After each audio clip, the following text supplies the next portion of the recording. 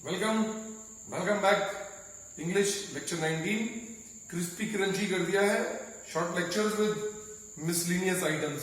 आपको यहाँ मिलेगा वर्ड मीनिंग, यहाँ मिलेगी आपको एक स्पेलिंग, यहाँ पर आपको एक पेयर होमोनिम जो वर्ड सेम साउंड करते हैं, एक आपको इंटरेस्टिंग सा प्रभाव मिलेगा जो कि जैसे किसी होटल में जाते हैं, रेस्टोरेंट में जाते हैं तो डिश ऑफ द डे होता है, तो यहाँ पर item of the day is over. Then is grammar part. तो 1 2 3 4 5 तो 5 चीजें हम लेके चलेंगे। आगे कुछ एड ऑन करना होगा तो करेंगे। स्टार्ट। वर्ड मीनिंग में हमने वर्ड लिया है आज का कॉन्स्पिकुअस। इसका प्रोनाउंसिएशन समझिएगा, कॉन्स्पिकुअस। तो जो सिलेबल टूट रहे हैं वो है 3। कॉन्स्पिकुअस, दूर से दिखने वाला, पहचान में आ जाने वाला। अगर आप मेरे घर में आना चाहते हैं तो मेरे घर के बगल में एक मोबाइल का टावर है, तो वो टावर कैसा है? कॉन्स्पिकुअस, यानी कि विशिष्ट, दूर से दिखने वाला, अलग सा दिखने वाला। उसे इंग्लिश में बोल सकते हैं हम डिस्टिंक्ट, राइट? तो अ tower can be conspicuous, a big get can be conspicuous, a bungalow can be conspicuous, a mountain can be conspicuous, right? ठीक है। स्पेलिंग देखेंगे। एक स्पेलिंग हमने पहले की थी जिसमें हमने लिखा था अटेंडेंस। तो देखिएगा अटेंडेंस, तो प्रोनाउंसिएशन का भाव दोनों का एक ही है, लेकिन इस अटेंडेंस में आप देखेंगे डेंस में DANCE है, लेकिन एट द सेम टाइम आप अगर इंडिपेंडेंस को देखेंगे तो all are E, dependence, all are E. Here, apart from this DA, all are E. दोनों स्पेलिंग आती है और अच्छे गलती करते हैं। ध्यान दीजिएगा, इंडिपेंडेंस, अटेंडेंस।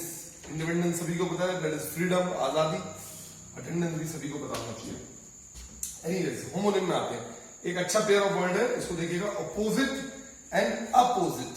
तो होमोनिम वो शब्द हैं जो सेम आवाज करते हैं, मीनिंग अलग हो जाते हैं। तो अपोजिट का मीनिंग ऑलमोस्ट सबको पता रहता है, यानी कि उल्टा, रिवर्स।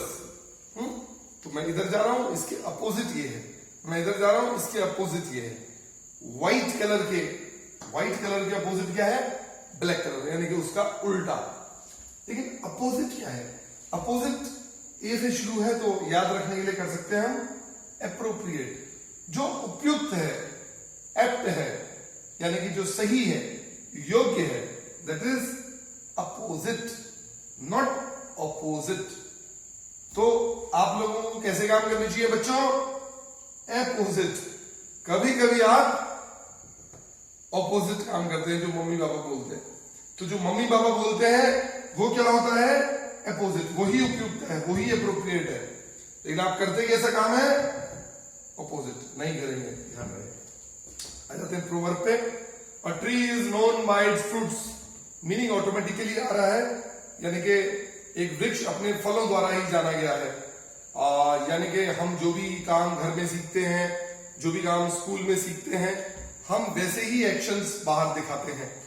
तो आप जैसे एक्शन करेंगे, आपकी ग्रूमिंग या आपकी अंडरस्टैंडिंग या आपकी नॉलेज बच्चों उसी आधार पर जानी जाएगी। तो a man's actual character is known by his actions. तो जो आप बोल रहे हैं वो ज्यादा इंपॉर्टेंट नहीं, जो आप कर रहे हैं वो ज्यादा इंपॉर्टेंट है। तभी बोला जाता है अ tree is known by its fruits, यानी कि इंसान अपने कपड़ों से नहीं पहचाना जाएगा, इंसान जो बोल रहा है उससे पहचाना जाएगा। और आगे जाएंगे तो जो इंसान बोल रहा है उससे नहीं पहचाना जाएगा, जो इंसान एक्चुअली कर रहा है उससे पहचाना जाएगा। तो कपड़ों से बेहतर शब्द हैं, शब्दों से बेहतर कर्म है, राइट? आते हैं ग्रामर पार्ट पे। तो ग्रामर पार्ट बहुत इंपॉर्टेंट है, लेकिन ये ध्यान दीजिएगा। और ऐसा सेंटेंस आगे मैं टेंस में आपको बताऊंगा, पढ़ाऊंगा। तो ये क्रिस्पी क्रंची चीजें तो मैंने यहाँ पर पहले इनिशियल लेक्चर्स में ले ली, हालांकि ये सारी चीजें हम डेप्थ में टेक्निकली रूल्स के साथ पढ़ेंगे। If you will come here, अगर आप यहां पर आएंगे, आएंगे। We will go to cinema, हम पिक्चर हॉल यानी कि सिनेमा जाएंगे। इस सेंटेंस में खूबी है या एक कह लीजिए कॉन्स्पिकुअस चीज है, डिस्टिंक्ट चीज है। क्या? एक विल यहां पर लगा है और एक विल यहां पर लगा है। इस सेंटेंस में देखेंगे दो पार्ट है। If you will come here, अगर तुम यहां आओगे, अब इस सेंटेंस में विल लगना और इस सेंटेंस में विल लगना हिंदी में अनुवाद करेंगे तो दो बार का आएगा। अगर तुम यहां आओगे, हम सिनेमा जाएंगे, दो बार के आ रहा है। तो जब भी हम सेंटेंस में इफ या कह लीजिए व्हेन का यूज करते हैं, इसे एडवर्बियल क्लॉज भी बोलते हैं, टेक्निकली बाद में बात करेंगे, तो दो बार विल नहीं आएगा। तो हम कैसा लिखेंगे? इस विल को काट देंगे। तो it will be if you come here, अगर तुम यहां आते हो, आओगे नहीं, अगर तुम यहां आते हो, सिंपल प्रेजेंट यूज करेंगे। अगर तुम यहां आते हो, हम सिनेमा जाएंगे, यानी कि गागेगी। विल यानी कि फ्यूचर, वो एक ही बार लगेगा। आपके इफ या व्हेन वाला जो क्लॉज है, यानी कि वाला हिस्सा सेंटेंस का, उसमें विल नहीं आएगा, सिंपल प्रेजेंट टेंस यूज होगा। तो अगर तुम यहां आते हो, हम सिनेमा जाएंगे। डिटेल में टेक्निकली अलग से भी पढ़ेंगे। अदरवाइज दो बार विल तब लग सकता है जब आपके पास ना तो इफ हो और ना वो व्हेन हो। यानी कि I will go to Delhi, you will go to Agra. तो यहां पर इफ और व्हेन नहीं है, इसलिए हमने दोनों ही पार्ट में विल और विल लगा दिया है। Stay tuned, we will meet very soon.